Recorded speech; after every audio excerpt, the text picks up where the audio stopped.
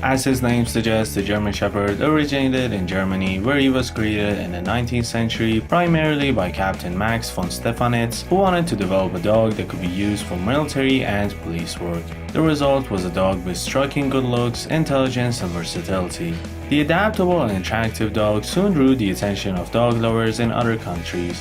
While Rin Tin Tin is the most famous of the early German Shepherds, he was not the first to come to the United States. One is known to have been brought in the US in 1906, and the American Kennel Club registered the German Shepherd in 1912. The First World War put a dent on the breed's popularity because the dogs were associated with the enemy. German Shepherds braved artillery fire, landmines, and tanks to supply German soldiers in the trenches with deliveries of food and other necessities. After the war, movies featuring Rin Tin Tin and fellow German Shepherds Strongheart brought the breed back into favor. American audiences loved them. For a time, the German Shepherd was the most popular breed in the United States, and now he's second in line to the mighty Golden Retriever. A tax collector named Louis Doberman needed a guard dog to keep the money he carried safe from thieves. To create the intelligent, reliable guard dog that he had in mind, he crossed short-haired shepherd dogs with Rottweilers, black and tan terriers, and German Pinschers. Before long, he was producing dogs of a distinct type. The first Doberman Pinschers, as they become known, were seen at a dog show in Erfurt, Germany in 1897. 3 years later, the breed received official recognition as a German breed.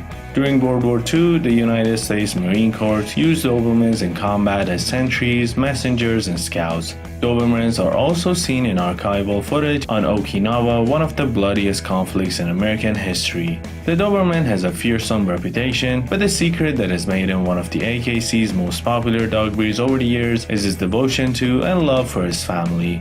The ideal German Shepherd is direct, fearless, and confident. When he comes from parents who have good temperaments and has been socialized to become familiar with many different people, sights, and sounds, he's an intelligent, easy to train, devoted, and following dog. The German Shepherd is naturally protective of his home and property and will always alert you to strangers or intruders, but if you welcome someone into your home, your German Shepherd will accept them too.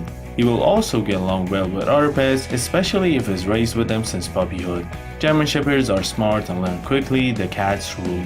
The German Shepherd needs a job. While many German Shepherds are raised successfully in kennel situations, these are working dogs who have demanding and interesting tasks to do that give them the needed exercise and mental stimulation. If your Shepherd is a family companion, he needs to live indoors with your family and receive opportunities to exercise his brain, such as learning tricks, helping you around the house by picking things up, and bringing them to you or serving the community as a therapy dog. He will enjoy going for walks or hikes, chasing a ball, or getting involved in a dog sport.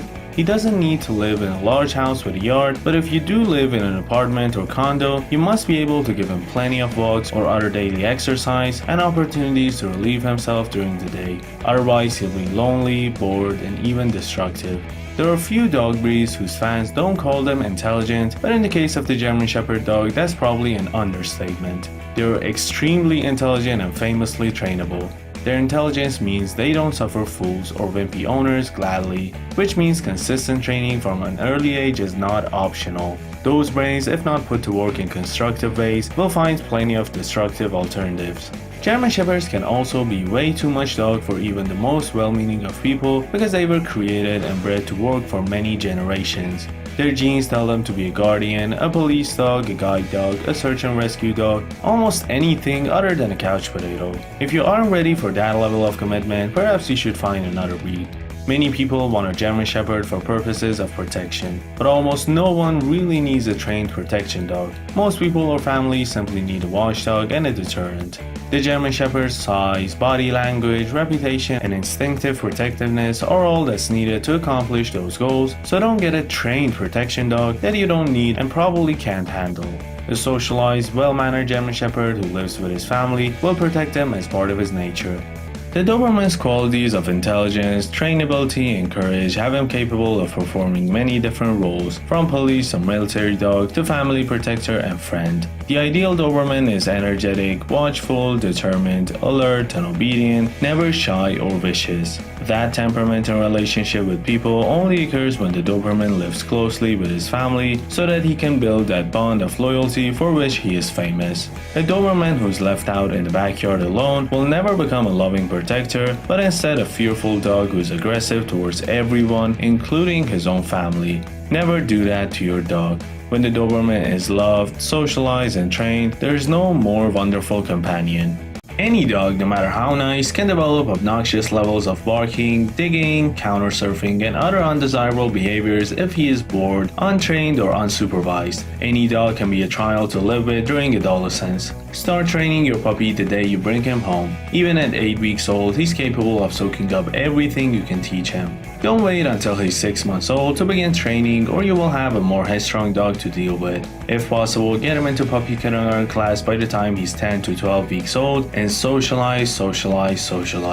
However, be aware that many puppy training classes require certain vaccines like kennel cough to be up to date, and many veterinarians recommend limited exposure to other dogs in public places until puppy vaccines, including rabies, distemper, and parvovirus, have been completed. In lieu of formal training, you can begin training your puppy at home and socializing him amongst family and friends until the puppy vaccines are completed. Talk to the breeder, describe exactly what you're looking for in a dog, and ask for assistance in selecting a puppy.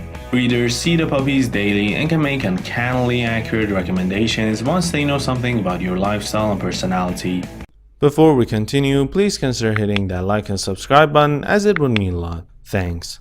All dogs have the potential to develop genetic health problems, just as all people have the potential to inherit a particular disease. Run and don't walk from any breeder who does not offer a health guarantee on puppies, who tells you that the breed is 100% healthy and has no known problems, or who tells you that her puppies are isolated from the main part of the household for health reasons. A reputable breeder will be honest and open about health problems in the breed and the incidents with which they occur in their lines.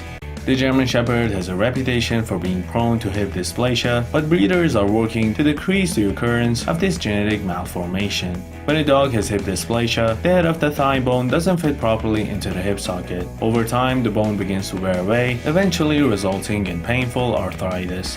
Depending on the severity of the condition, hip dysplasia can be managed with medication, or the hips can be surgically replaced at a cost of thousands of dollars per hip. It's impossible to know if a dog has hip dysplasia simply from examining him or watching him move. Degenerative myelopathy is one of the most devastating of conditions that can affect GSDs. This neurological disease results in a slow, creeping paralysis of the dog's hindquarters. It's untreatable, and eventually the dog won't be able to move on his own. Watch your dog carefully for signs of pain and discomfort that come on gradually rather than suddenly, and check his nails at least once a month to watch for signs of uneven wear. While DM in dogs is incurable, the course of the disease can be slowed with treatment. Like many other large breeds, German Shepherds can suffer from a wide variety of heart diseases, including murmurs, valve diseases, and a large heart. An annual heart exam is critical in catching these conditions early on, as many of them respond well to treatment. Before individual German Shepherds can be included in the Canine Health Information Center (CHIC), the German Shepherd Dog Club of America requires them to have hip and elbow certifications from the Orthopedic Foundation for Animals (OFA) and GSDCA temperament test results on file with OFA. One of the most serious breed-related health problems in the Doberman is cardiomyopathy, which causes an enlarged heart. An annual heart exam is critical in catching this condition early on, and no dog with the disease should ever be bred. Nor should any Doberman be bred without a comprehensive heart examination by a board-certified veterinary cardiologist and OFA certification within the past year. The sad reality, however, is that a dog who does fine one day can develop heart disease the next, and the puppy of two parents without heart disease can still develop it. Another breed-related condition affecting the Doberman is cervical vertebral instability, commonly called wobbler syndrome. It's caused by malformation of the vertebra within the neck that results in pressure on the spinal cord and leads to weakness and lack of coordination in the hindquarters and sometimes to complete paralysis. Dobermans are also prone to the bleeding disorder known as von Willebrand disease, as well as hypoadrenocorticism or Addison's disease. The Doberman Pinscher Club of America participates in the Canine Health Information Center, a health database. Before individual Dobermans can be issued a CHIC number, breeders must submit hip, heart, and thyroid evaluations from the Orthopedic Foundation for Animals (OFA) and eye test results from the Canine Eye Registration Foundation. Breeders must agree to have all test results, positive or negative, published in the CHIC database. A dog need not receive good or even passing scores on the evaluations to obtain a CHIC number, so CHIC registration alone is not proof of soundness or absence of disease, but all test results are posted on the CHIC website and can be accessed by anyone who wants to check the health of a puppy's parents. A good breeder will be able to discuss the prevalence of all health problems in her dog's lines, those with and without genetic screening tests, and help puppy buyers make an informed decision about health risks to their dog. Don't fall for a dishonest breeder's sales pitch. If the breeder tells you she doesn't need to do those tests because she's never had any problem in the lines, her dogs have been vet checked, or any of the other excuses bad breeders have for skimping on the genetic testing for their dogs, walk away immediately.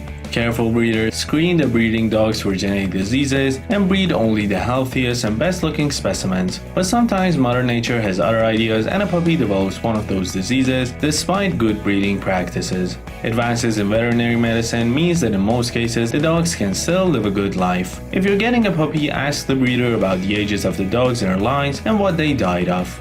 Remember that after you've taken a new puppy into your home, you have the power to protect him from one of the most common health problems in dogs, obesity. Keeping your dog in an appropriate weight is one of the easiest ways to extend his life. Make the most of your preventive abilities to help ensure a healthier dog for life.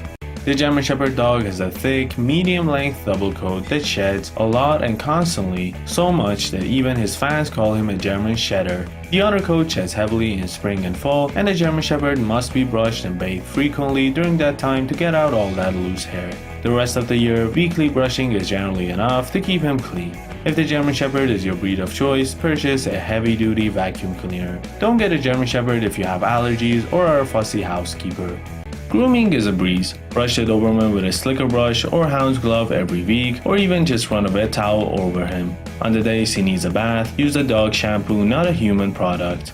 Rinse thoroughly and let him shake dry or towel dry him. The Doberman sheds moderately. Regular brushing will help keep him and your home neat. As with any dog, brushing before a bath helps eliminate more dead hair, which leaves less hair to shed. Your vacuum cleaner can work longer if you brush your Doberman regularly.